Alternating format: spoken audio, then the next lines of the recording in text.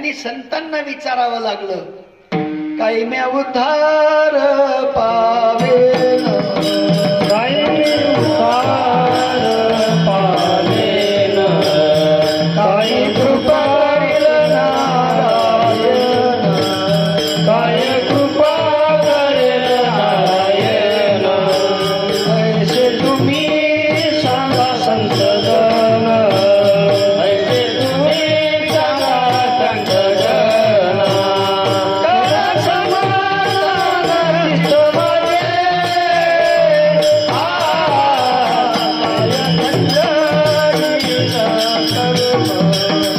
काय खंड कर्म,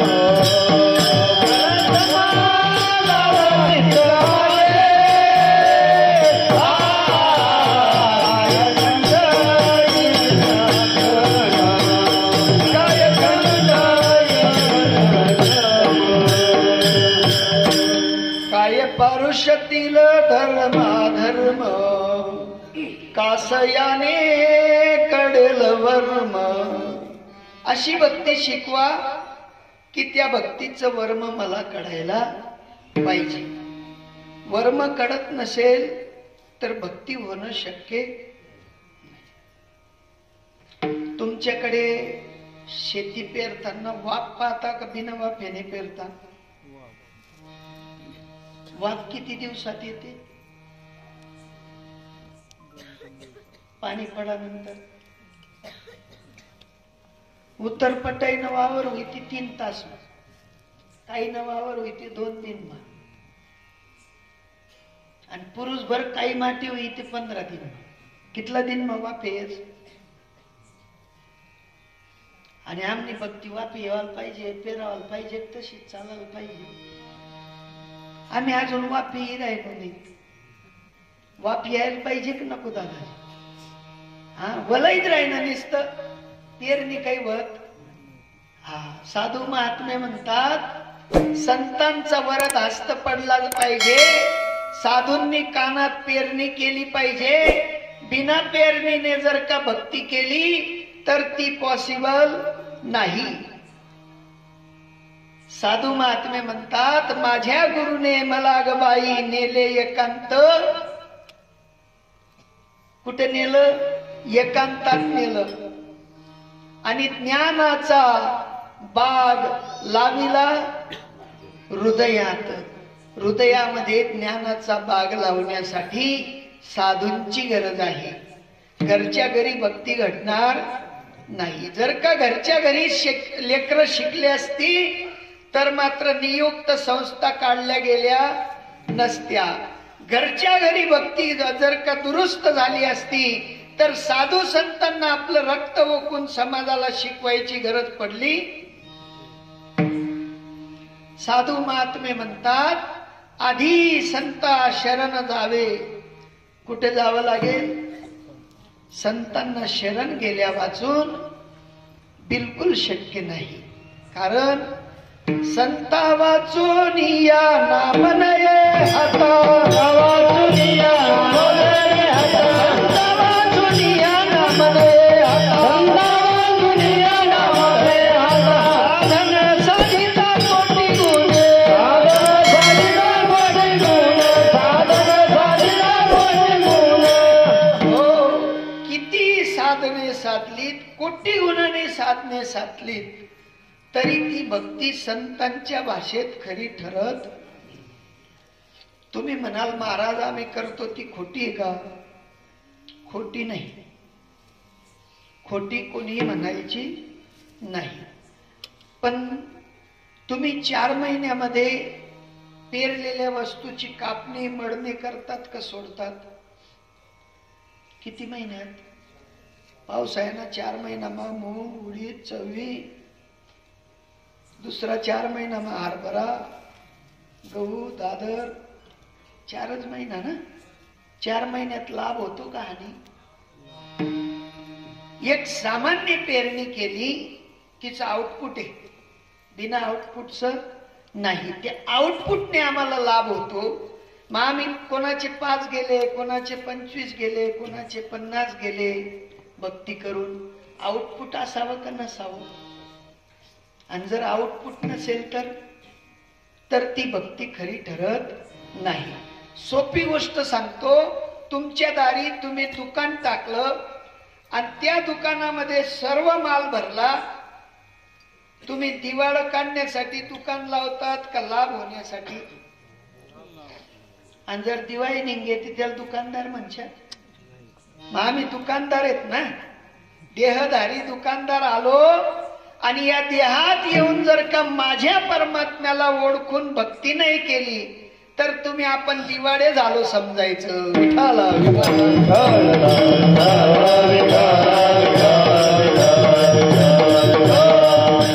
समाज अगदी सोन्याहून पिवळा आहे.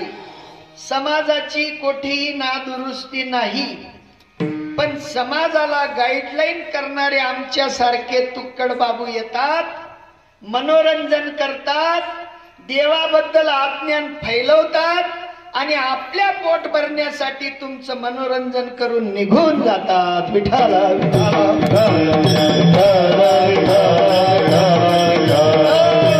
मनोरंजन करायचं असेल तर तारक मेहताचा उलटा चष्मा पाहत राहा, दिवसभर मनोरंजन. नुकसान हा. पण हा जो मंडप आहे, हा मंडप जगाचं कल्याण करण्याकरता आहे. साधू म्हणतात आम्हालाही कळत नाही काय म्या उद्धार पावीन, काय कृपा करील नारायण. ऐशे तुम्ही सांगा संत जन, करा समाधान चित्त माझे. काय खंड येईन कर्म, काय पारुष्यतील धर्माधर्म. कासयाने कडेल वर्म, वर्म कळावं म्हणून हा मंडप आहे. तुम्ही गल्लीत वापरत असताना तुम्हाला पिवळ्या रंगाचा धातू सापडला. काय सापडला? पिवळ्या रंगाचा धातू सापडला. त्याला काय म्हणतस तुम्ही? सोनं. तुम्ही पटकन पाय ठिसन खाजाना बाणी उचलतस का सोडतस? उचलतस. कोणले दिखू बी देतात नाही. मग ते घरलेतस त्याला खाली देखतस वरे देखतस, खाली देखतस वरे देखतस. खरं शे का खोटं शे माहीत पडत. तो धातू कुठे नेता तुम्ही? कितला दिन मा?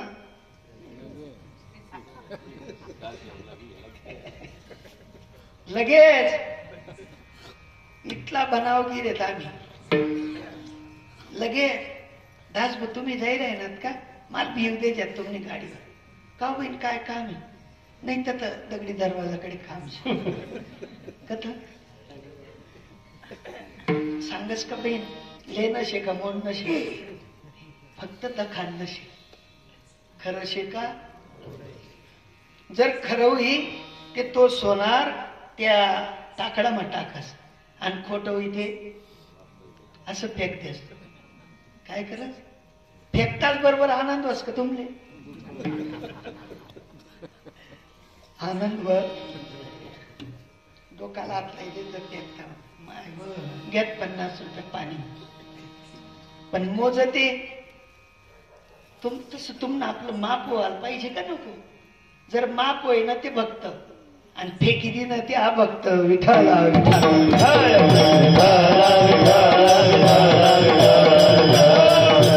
आम्ही सोन्यासारखे आहोत. कसे आहोत? पण साधूच्या तराजूत बसल्यावर तुमचं आपलं माप आहे. पण साधू झाला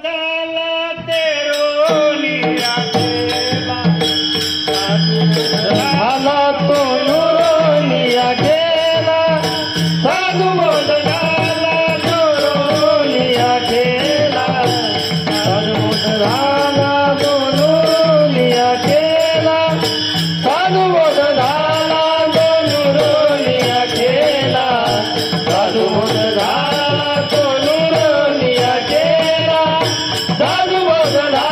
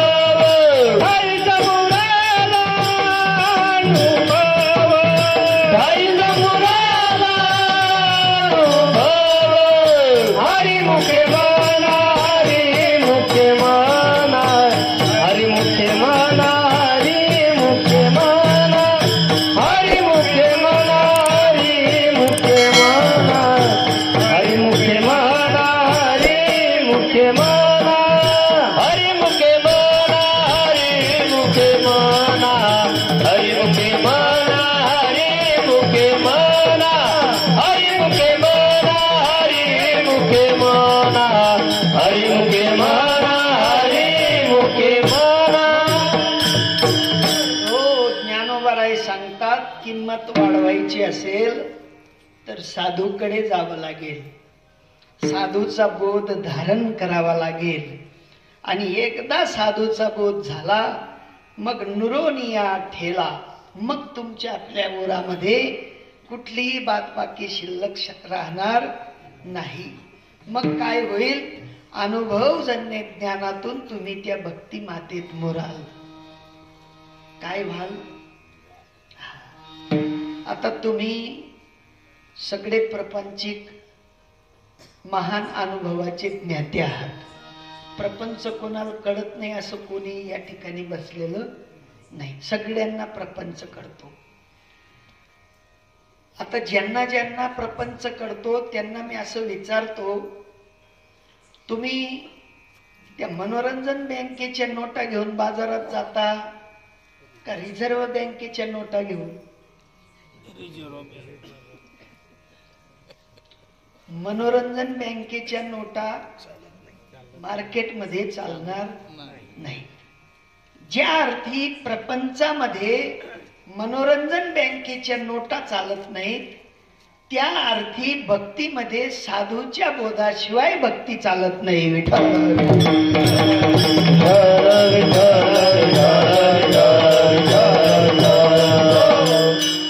पण अलीकडे जर म्हटलं तर मनोरंजनाशिवाय भक्ती नाही असा लोकांचा आतून भाव आहे. पण विसरून जा, मनोरंजन म्हणजे भक्ती नाही. ज्ञानोबराय म्हणतात की साधूचा बोध एवढा पॉवरफुल आहे की त्या बोधाने तरले तरती हा भरवसा आणि नामधारकाचा ठसा.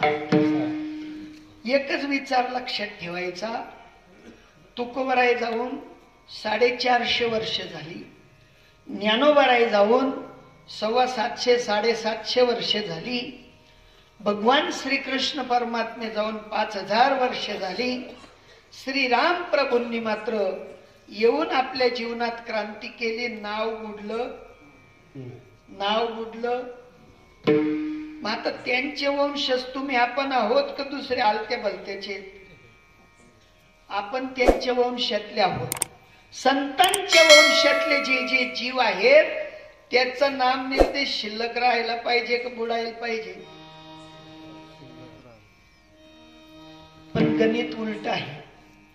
आमनं 10व वय ना की सरी गे बठ काय वय ना 10व वय ना, लढाया चालू. वरलं तुकडं म्हणत दासबून सांगेल होत, खालनं तुकडं तुन होत. दासबू राहिना का लढाया राहिन्यात? दासबू शिल्लक राहिना नाही. आता शिल्लक राहायला पाहिजे म्हणून काय करावं लागेल? मरावे परी कीर्ती रूपे. कीर्ती रूपाने शिल्लक उरायचं असेल तर साधूकडे जा, त्यांना विचारा आपल्या हिताचा विचार कशात आहे, मी कशाने तरुण जाईल, माझ्या जीवनामध्ये मला तरण्याचा उपाय सांगा. मी कुठेतरी भटकलेलो आहो आणि भटकलेल्या जीवाला साधू सहज रस्ता दाखवतात आणि त्या रस्त्यावर आपल्याला चालायचं आहे. कारण तुकोबराय म्हणतात, मार्ग धावून गेले आधी दयानिधी संतते, दयानिधी संतते, दयानिधी संतते, मार्ग धावून गेले आधी दयानिधी संतते, दयानिधी संतते, दयानिधी संतते.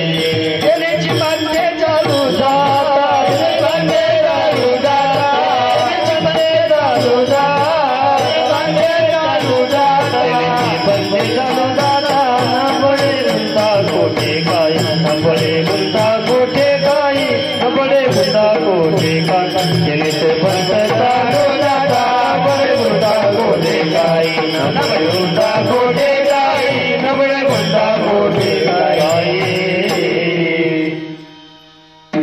तुम्ही आणि आम्ही सगळेजण भौतिक युगातले माणसं आहोत. तुमले जर सांगत सोनगीर जाणं आहे दासभाऊ, तुम्ही कोणता रस्ता दखाडशाल? एक काम करा, जल्दी जाणं होईना आटून नवलनगर जा, तटून फागणं जा, फागणातून दुये चौफुली जा, सोनगीर फटाफट भिडे जाशा. काय सांगशात तुम्ही? आटून रनाईत जा, चाळी जा, मवाडी जा, कच्चा रस्ता लागी, खड्डासवाला राही, पंचर व्हायले आणि मग भिडशात वाघरा वाघरीवर लागसा. असं सांगशात? नाही ना. सामान्य रस्ता दाखवणारे सुद्धा राजमार्ग दाखवतात, इकडे तिकडे भटकू देत नाही. मग आता साधूंकडे राजमार्ग असावा का साधू असेच कोणता बी आडमार्गावर लई जाणार? आडमार्गाने जाऊ नका. अगोदरच तुम्ही आपण कितीतरी अनंत जन्मापासून कष्टाने शिनलेले जीव आहोत. कितीतरी जन्मापासून दुःख भोगत भोगत भोगत भोगत इथपर्यंत आलो. आणि इथून जर तुम्हा आपल्याला परत दुःखात जायचं असेल तर भक्ती करायची गरज. पण दुःख बाद करायचं असेल तर साधूच्या कक्षेत जाऊन भक्ती करावी लागेल. साधू तुम्हा आपल्याला कोणत्याही प्रकारे आडमार्ग दाखवत नाही. साधू एक राजमार्ग दाखवतो, राजविद्या शिकवतो. त्या राजविद्येचं प्रत्यक्ष तुम्हा आपल्याला आकलन होतं. आणि ती राजविद्या एकदा आकलन झाली की कुठल्याही प्रकारचं नुकसान होत नाही. असं अभंगाचं प्रथम चरण. संत चरण राज लागता सहज, संत चरण राज लागता सहज, संत चरण राज लागता सहज, संत चरण राज लागता सहज, संत चरण राज लागता सहज, संत चरण राज लागता सहज, संत चरण राज लागता सहज, संत चरण राज लागता सहज, संत चरण राज लागता सहज,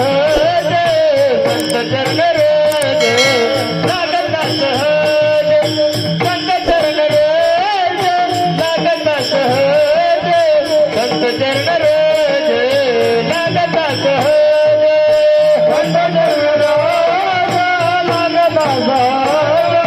संत चरण राज लागता सहज, संत चरण राज लागता सहज, संत चरण राज लागता सहज.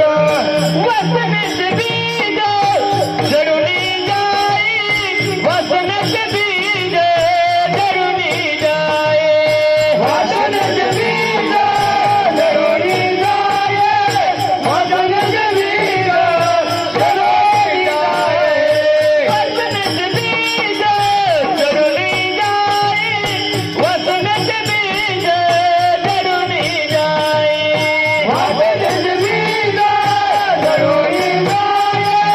वसनेचे बीज जडूनी जाई. मज राम नामे उपजियावरी, मज राम नामे उपजियावरी, मज राम नामे उपजियावरी, मज राम नामे उपजियावरी, मज राम नामे उपजियावरी, मज राम नामे उपजियावरी, मज राम नामे उपजियावरी, मज राम नामे उपजियावरी, उपजियावरी.